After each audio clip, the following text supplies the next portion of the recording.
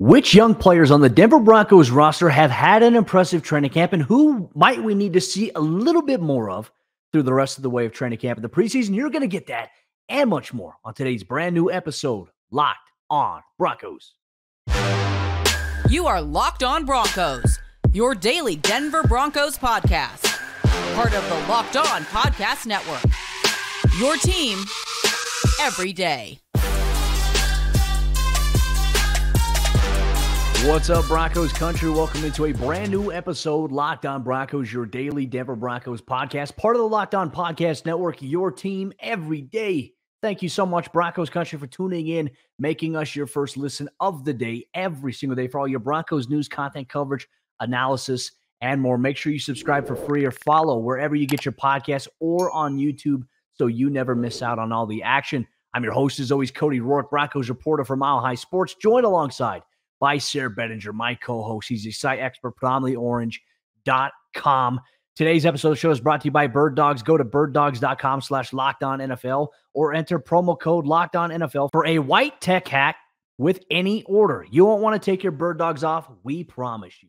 As training camp continues this week for the Denver Broncos, week 2 of it to be exact, there's been a lot of discussion. There's been a lot of dialogue here on the show about which players have stood out, which players have impressed and turned heads consistently throughout training camp. But now, Sayre, you know what it is this week?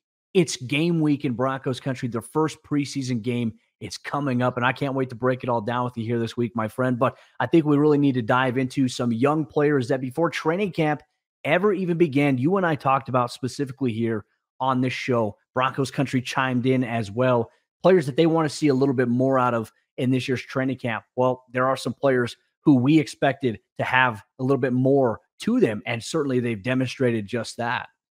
And that starts with a player in Nick Bonito, a 2022 second-round pick who kind of came into this training camp, I don't know, not necessarily on the roster bubble or anything like that. I don't think we'd go that far to say that, but you kind of felt like he was on the outside looking in of that position group rotation, right? Really, with Frank Clark getting signed at the end of OTAs. Then you had Randy Gregory. He's been healthy this offseason for the most part. And then you have guys like, obviously, Jonathon Cooper, who we'll talk about here in a bit. And Baron Browning, we expect him to come back at some point. So Nick Bonito, you kind of just felt like, okay, is he going to be a factor or not? Because if not, then what does that really mean? Was it a wasted pick? Will he get traded? Will he find a way to make an impact some other way?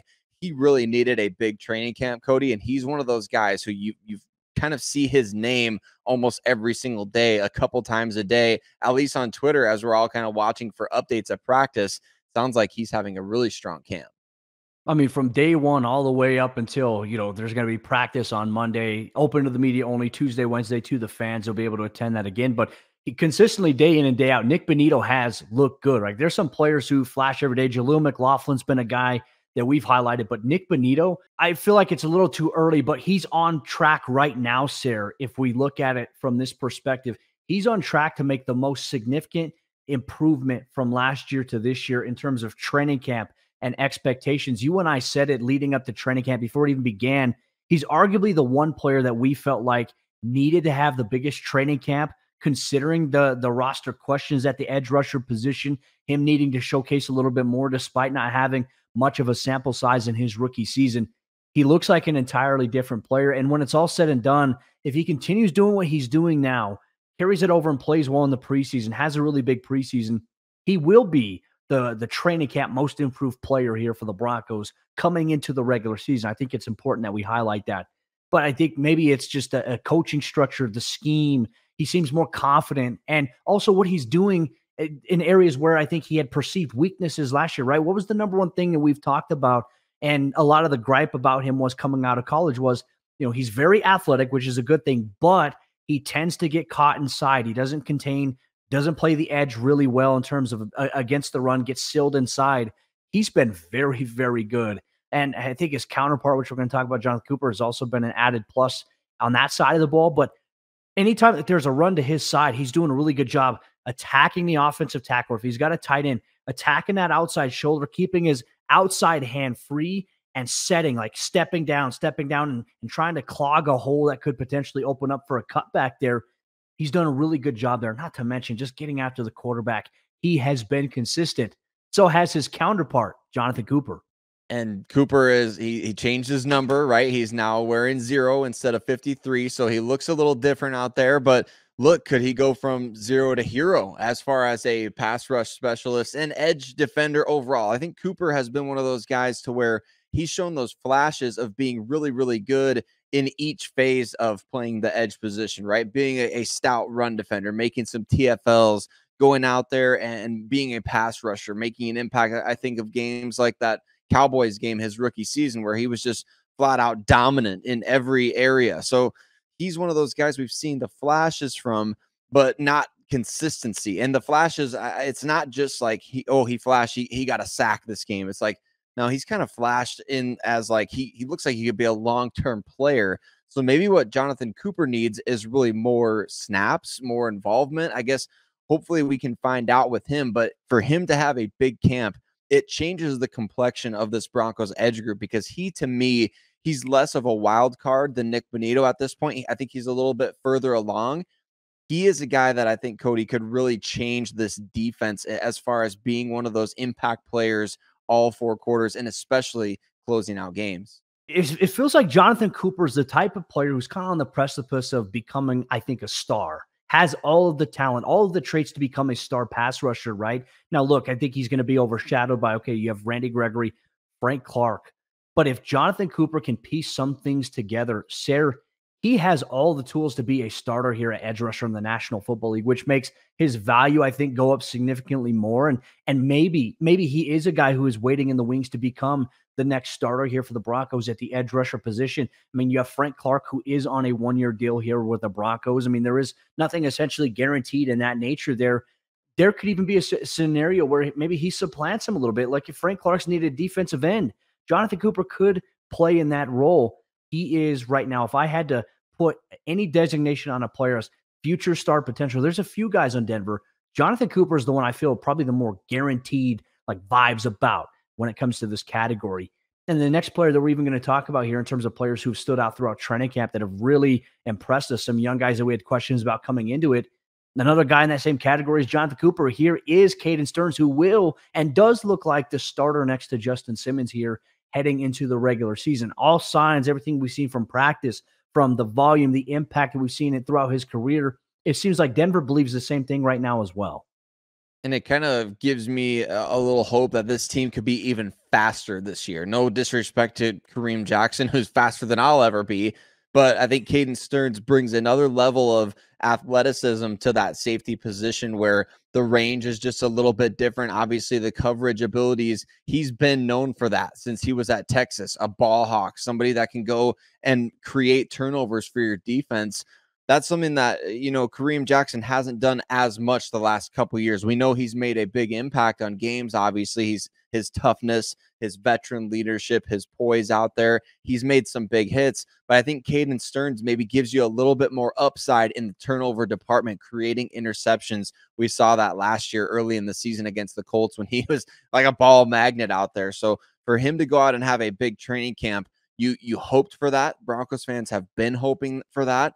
And now that he can take that step forward and start next to Justin Simmons, it takes that defense one more time, just up another notch. So a lot of people wondering how good is the defense going to be with Vance Joseph now instead of Ejiro Evero or Vic Fangio out there. I think the personnel is continued to grow over these last couple of years. And now you're at a position where I think the personnel may be better than it's been in, I don't know, it feels like a while. These guys, they may have something going here.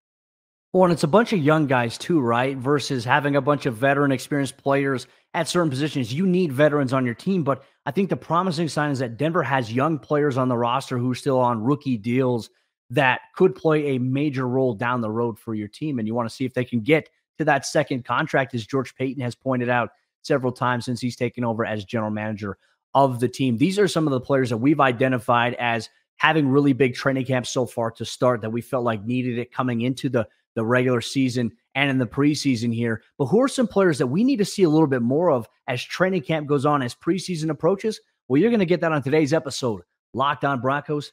This episode of the show is brought to you by our friends over there at Bird Dogs. And Bird Dogs, they make you look good. And Bird Dogs sketch khaki shorts are designed to fit slimmer, through the thigh and leg, giving you a truly sculpted look. Every day is leg day with Bird Dogs. Bird Dog shorts do the exact same thing as Lululemon, but they fit way better. And they also fit way better than regular shorts that are made out of a stiff, restricting cotton. Bird Dogs fixed this issue by inventing cloud knit fabric that looks just like khaki, but it stretches so that you can get a way slimmer fit without having to sacrifice movement. Bird Dogs uses anti-stink, sweat-wicking fabric that helps keep you cool and dry. So make sure you go to birddogs.com/LockedOnNFL or enter promo code LockedOnNFL for a free Yeti-style tumbler with your order. That's birddogs.com/LockedOnNFL or promo code LockedOnNFL for a free Yeti-style tumbler. You won't want to take your Bird Dogs off. We promise you. Well, there's a few Denver Broncos players that really have needed to make a little bit more noise at training camp. We're not hearing enough from a few select players, and we're going to talk about those players coming up here. But before we do, from Cody and I, we have to say thank you to every single one of you that makes Locked On Broncos your first listen of the day, every single day, wherever and however you listen to podcasts, free and available on all platforms, as well as on YouTube, where you can watch Cody and I discuss all things Denver Broncos. Thank you so much for taking part in the discussion. Mile high salute to every single one of you that participates, commenting on YouTube, engaging with us on Twitter, sharing the podcast, sharing the show with your friends out there who may not have heard of us yet. We're so appreciative to every single one of you, and we want to hear from you. Which players are you kind of thinking, why are we not hearing about this guy more coming out of training camp? Any big Mitchell Fraboni fans out there wondering, how's the long snapper looking? We haven't talked about him yet, but shoot, he just got name dropped. Cody, there's a few players, all kidding aside, I'm sure Fraboni's doing a fantastic job out there snapping the ball longly, but we need to talk about some other players that aren't making enough noise at Denver Broncos training camp, starting with a guy that he got some nice hype there at the end of OTAs, the tight end position, Albert Okwuegbunam. Sounded like he was maybe gaining a little bit of steam, but now I think going into preseason week 1 preparation, he's somebody who's going to be a little bit under the microscope. Yeah, he is. And look, I think he might be the one player that we're talking about here and that we need to see a little bit more of. That it's not like he hasn't done anything, Sayre. It's that he's just getting a lot of different reps with a lot of different units. I mean, we've seen him with the first team, second team, third team, as we have seen many other players in positions. You mentioned Albert building off, some momentum toward OTAs and minicamp heading into training camp. The only negative thing that I would say so far, I think Albert had one drop so far in practice, but I would say the one thing that stood out, that at least in the eyes of Sean Payton was important, is when the Broncos on last Friday had that move to the ball period with the second team unit, and you know how much he despises penalties. Albert had a false start. Albert got yanked on the play after he had the false start. So Sean Payton, little less tolerant, I would say, of Albert O making a mistake versus a guy like Greg Dulcich, who that same period before him had a false start. So for me, I want to see, where's the balance here? Is Albert O on a shorter leash, or isn't? Like, he has a lot more to prove than a guy like Greg Dulcich. To me, that's a coaching dichotomy that I'm a little curious about. He has had some big catches, though, downfield. I mean, over the weekend, he had a catch in 7-on-7 downfield, 10-plus yards from Russell Wilson. He's had a couple of big plays downfield from Jarrett Stidham and even Ben DiNucci. But is this something where, at this point, we see Dulcich, and I would say even guys like Adam Troutman having a little bit more of a bigger role, at least in practice? Is this where we need to see Albert O have a big preseason to really solidify his spot? Does he have to show us in training camp practices, or is it preseason or bust, in your opinion? I mean, I kind of feel like he's got to do it a little bit more in practices, right? You want the coaching staff to be really on board with getting him into that rotation. And I think at training camp, obviously, there's restrictions on reporting of, where how often guys are playing with certain units and things like that. But I think for Albert O, you really want to see him rotating in more with the 1s and 2s than you do with Ben DiNucci and the 3s at this point. I think that's obvious. But in the preseason, we may get a bit of a reflection. We can often tell in a variety of different ways where coaches stand with guys. Are they trying to get them more of an evaluation? As Sean Payton has stated many, many times over, you're not just playing for the depth chart here. You're playing for other, every 31 other teams out there. You're trying to beat the guys on their depth charts as well. So that's where Albert O, I think, kind of fits into this mix, is like he's vying for positioning on this Broncos depth chart, but also the 31 other teams. How is it going to go for him in the preseason? Is he going to get a ton of playing time? If he does, you and I kind of know that usually means that they're auditioning him either for a trade or for other teams to be able to get some tape on him, maybe claim him off waivers, get that salary off the books. That I think if Alberto plays a lot in the preseason, it's going to make or break his roster chances, but also if he plays well, it's going to make the Broncos' decision very difficult. Yeah, and I would say this is where I don't envy the decisions that have to be made. And Sean Payton, I think, has been very adamant. I mean, he's thrown it out there that he's always looking at, and that the team is always looking at 31 other teams' rosters, and that there are, he said, you know, if you do the math, there's 90-man rosters right now times 31 other teams. There's that many amount of players that you have to do your evaluation, your homework on outside of your own team. I feel like Albert's in a place right now, especially with undrafted rookie free agent Nate Adkins, the type of hybrid role he's been playing a little bit. Preseason will, I think, determine what the Broncos do here with Alberto. But I think regardless, whether it's in Denver, whether it's with another team, I want Albert to have success. And I think he will have success if he goes to the right place. So we'll see that. But then there's another guy who made the 53-man roster last year here for the Broncos that I think we need to probably see a little bit more of, and that's Jalen Virgil, right? And last year in the preseason, what did we see from Virgil? We saw explosive downfield plays. I mean, going down, rising up over a defender, despite not being the biggest guy. He's got legitimate speed to him, but I think really with the questions you see with KJ Hamler's departure from the roster due to the medical issue, the draft pick of Marvin Mims, you have other guys like Kendall Hinton on the board here. I mean, Denver has guys, and Montreal Washington is still making some noise at camp as well, not going away, not going down. You know, he's kicking and screaming here in this situation if he's fighting for a roster spot. Jalen Virgil is a guy I think is going to have another big preseason in order to do that. But even if he doesn't make the 53 this year, he could be back on the practice squad. Right. His athleticism is something that you want to have and develop, right? And he showed last year that he can play special teams, not just as a kick returner, which he was very good at Appalachian State, but certainly as a gunner as well, using that 4.3. I think he ran a 4.38 or 4.39. He's got big time speed. He's got great size, kind of built more like a running back at 6 foot, 5'11", something like that, and over 200 pounds. So he's a uniquely built player at the wide receiver position, and he is going to need to come out and have a big week at camp. We need to start seeing his name pop up a lot more because he's the type of guy that you should be able to get him involved in the offense going vertical. You should be able to get him involved with manufactured touches with that kind of athletic ability. And it's a bit surprising to me, Cody, that I guess I know there's a huge difference between the two. It just surprises me that he hasn't been able to really emerge as a legitimate punt return option, given how good he is at returning kickoffs. You would love to see him be able to do that and find his way onto the roster that way. But that, I guess we'll see in the preseason. It just doesn't sound like we've heard him connected in terms of the guys that are out there catching punts during practice. I'll throw another honorable mention out as we go through this list here. Players we need to see a little bit more of. Offensive tackle Cam Fleming. Now, for me, we've been on board. I think you and I have been in agreement, and I think Broncos country as well, that we are a little bit concerned about the depth at offensive tackle. Now, we looked at Cam Fleming coming back. Okay, he's a veteran guy. He started 15 games last year. He's still getting into football shape here, but Nick Bonito, the guy we talked about earlier, been having a really, really good time going against Cam Fleming. You know, kind of ragdolled him a little bit on a couple of plays there, but I want to see Cam Fleming bounce back, especially this week when the Broncos do play in the preseason. That kind of sets the table because guess what? Broncos country, it is game week here, and Locked On Broncos is going to have you covered every step of the way leading up. What are Sayre and I most looking forward to seeing in Sean Payton's first dress rehearsal here as the head coach for the Broncos? What do we want to see from the team? You're going to get that on today's episode of Locked On Broncos. This episode of the show is brought to you by our friends over there at FanDuel Sportsbook. Football season is about to kick off, and FanDuel is giving you the chance to win all season long.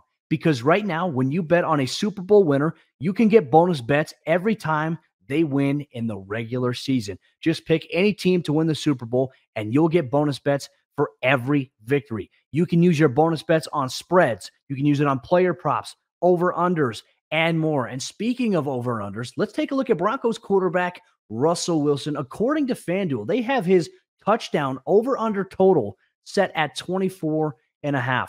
Last season for the Broncos, he unfortunately threw 16 touchdowns to 11 interceptions. considering Sean Payton coming in and becoming the new offensive mastermind for the Broncos at 24.5. Are you going to take the over or are you going to take the under? So visit FanDuel.com/lockedon and start earning bonus bets with America's #1 sportsbook. That's FanDuel.com/lockedon. As we jump into the fourth quarter action on today's episode of Locked On Broncos, real quick, just want to say thank you so much to everybody in Broncos Country for tuning in to Locked On Broncos, making us your first listen of the day every single day, wherever you get your podcast or watching us on YouTube. Your interaction, your consumption of this content, and also just being part of the show makes Locked On Broncos exactly what it is. Thank you so much to you, the listeners or the viewers of the show. Sayre, this week, it's dress rehearsal time for Sean Payton, his first game as the head coach of the Denver Broncos. It's not going to count in terms of win-loss record or anything like that, but this is an opportunity, I think, for Broncos fans, and more importantly, for us who have questions about various aspects of the teams, to kind of look at them and say, okay, what did we notice? What is our takeaway of a Sean Payton-led Broncos team in comparison to maybe what we had last year? Because in the first preseason game last year for the Broncos, Nathaniel Hackett had really good game management. And look, a listener of the show commented on one of the videos that we did, a post-game report from the preseason last year, where we talked about the game management looking better. I believe this was against the Cowboys.